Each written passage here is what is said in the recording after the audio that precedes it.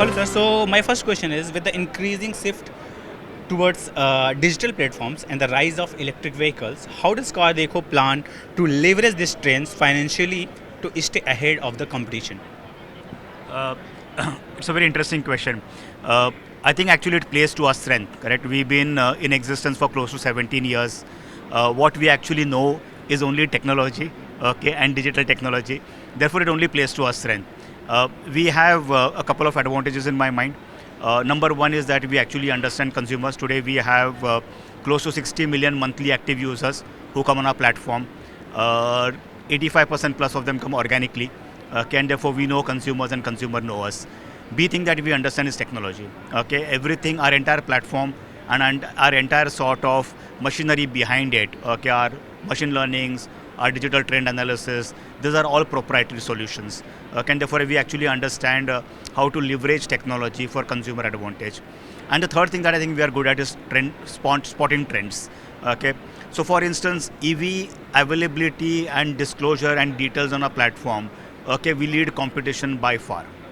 Okay, nobody has the amount of information that we have when it comes to EV. We actually have a separate specific section around EV on our platform, and therefore, as I said, it only plays to our strength.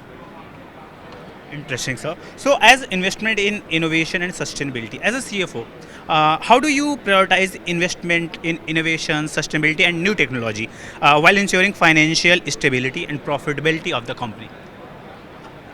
So very interesting. So, uh, one is we're a profitable business already. Okay, therefore, some part is become easier. Okay, some part is become difficult because once you're profitable, you never want to go back to becoming losing money. Correct. So one advantage that we are already profitable. I think some of these choices are interesting choices, but some of these are no choices in my mind. Okay, if you're a technology first business, okay, you will always invest behind technology. The choice then is about which technology to back. Okay, but we will always continue to invest in technology. Today we already have a ai.com.cardekho live. Okay, and this just speaks about the fact that we saw the AI trend coming about much sooner than anybody else. Okay, and we already invested behind it, and therefore we are already ready with an offering. Okay, which is going to go there and excite consumers. Okay, so some decisions are given decisions. Okay, you just have to get there early. Sustainability is in our DNA. Okay, this is something that again, as a startup, we have actually signed up to the United Nations goals on this one, Sustainability Development Goals on this one. We've been doing a BRSR report for the last number of years. Okay, and therefore it continues to be in our DNA. So some of these choices are a little more difficult to make. Some of these choices are very clear choices because that's the only part to go forward on. Life has become a little bit more easier because we're a profitable business. Just a last question. Given the global economic fluctuation and uncertainties, how does CarDekho manages its financial risk? And any comment on the tariff implemented by the US yesterday? How will it impact the Indian startups in your view? Got it. So maybe the last question, quite honestly, it's early. Okay, I think it is probably an invitation to negotiate rather than tariff by itself, and therefore it will be very early to sort of comment on that one. To your question of, sorry, what was your question again, if you don't mind? How do you manage your financial activities throughout the world, and including in between the global fluctuation and uncertainties?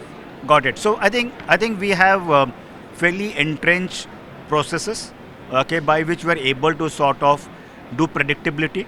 Okay, again, as I said, when you have 60 million monthly active users coming on your platform, okay, you are able to analyze a lot more information than others are able to analyze. Okay, you're able to therefore get to a far better decision making process. Okay, the B part is that there are some characteristics about us which are very true. We're a highly frugal business. We always want to run on the basis of technology. Okay, and therefore again that mixture sort of plays favorably for us when it comes to making choices. I think there are also some distinct commitments from our side. Okay, we always want to continue to be a highly profitable business, and therefore that again goes into a choice paradigm in terms of how are we able to run businesses.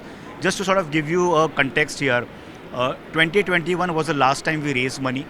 Okay, for the last 4 5 years we haven't needed to raise money, even as we have gone and acquired 6 businesses in the last 12 months. Okay, and therefore that's the ability to generate resources within the business. Okay, to go back and invest into future growth avenues for our business. Just a last question. how do you foresee the startup ecosystem in India for 2025 and especially in the mobility sector? So I think we're actually in a very exciting sector. Okay, we are looking at driverless cars globally. We are looking at EV globally. We are looking at mega trends, actually changing trends happening in the automobile ecosystem. So actually we sit in the cusp of two mega trends happening. One is around the evolution in the auto mobility ecosystem, and one is the evolution which is happening around AI and machine learning, etc. And we sit at the cusp of that. So the next 3, 4, 5 years are going to be extremely exciting for us, okay? Because what we are going to do is actually going to be far more trend defining, and that's the way we look at it. Thank you so much, sir. Thanks for your timing. My pleasure.